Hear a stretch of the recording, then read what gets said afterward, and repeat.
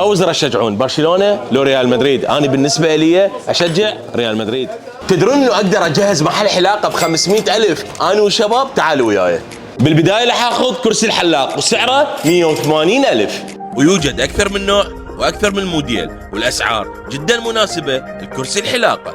وهسه راح اخذ هاي المرايه الحلوه وسعرها 90,000. وهسه ناخذ عربه الحلاقه وسعرها 34,000. وهسه راح اخذ هاي القاعده والشسوار 25,000. واكيد الصالونات النسائيه ميوزه مال اكريليك، وتبدي الاسعار من 75,000 لل$1000. وهسه جينا على مكان الحلاقه، الموسير الالماني والوال الامريكي، انتم شو تفضلون؟ وانا راح اخذ واحده من عندها.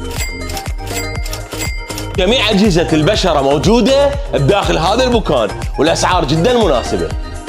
راح اخذ تشكيله من الجل والواكس ب 11,000. هسه راح اخذ تشكيله مال سبراي مال الشعر المذهب